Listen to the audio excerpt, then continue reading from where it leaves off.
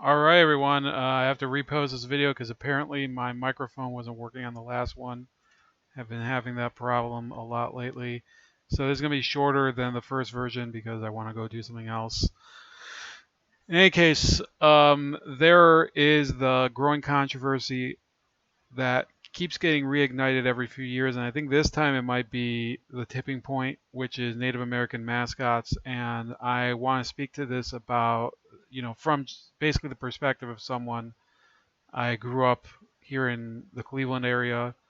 Also, have been a huge Dallas Cowboys fan since I grew up. So, the Cleveland Indians, Dallas Cowboys, two teams that I certainly have a lot of experience with because obviously the Indians are they have an Indian mascot, and also they have a lot of symbology to them. So this is the old Chief Wahoo. You can see him right there. A lot of people would say, the logo isn't racist and everything, but I certainly think that there's some racist history, and I don't think that if you were American Indian, you'd want this to be your image. So that's just my 2 cents.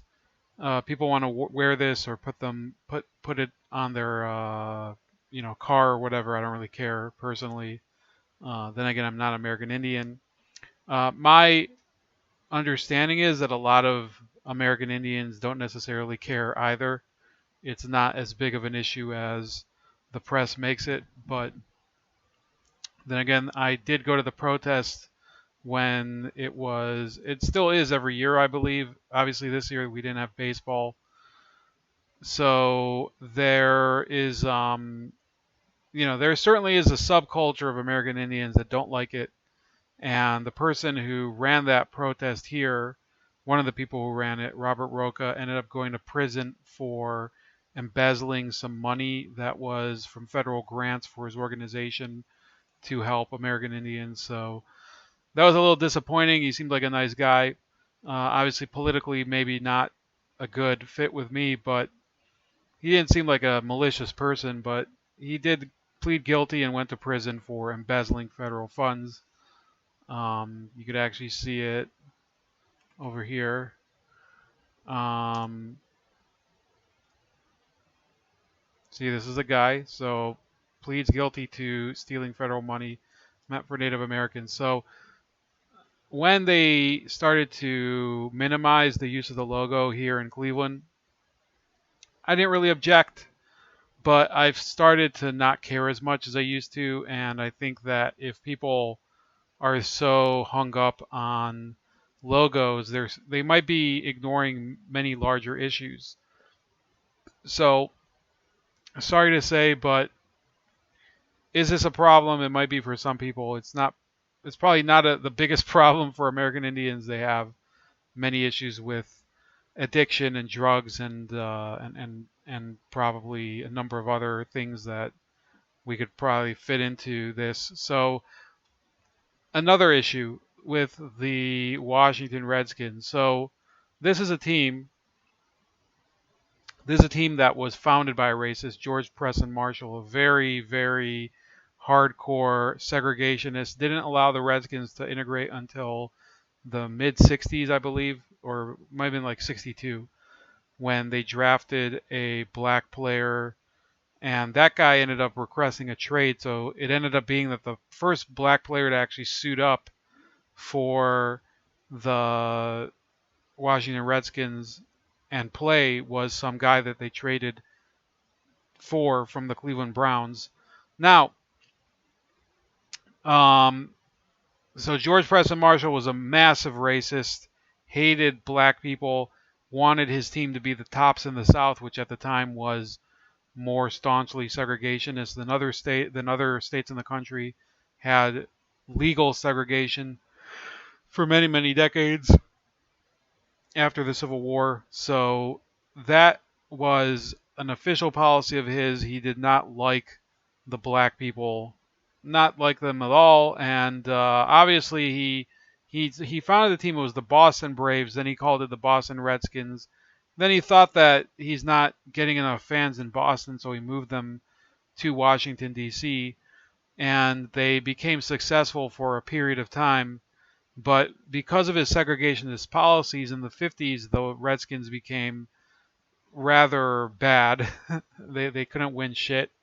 And good, because I hate the Redskins and always will. They're, being a Cowboys fan, I always loved watching highlights like, so I'll pull this one up. So here we go.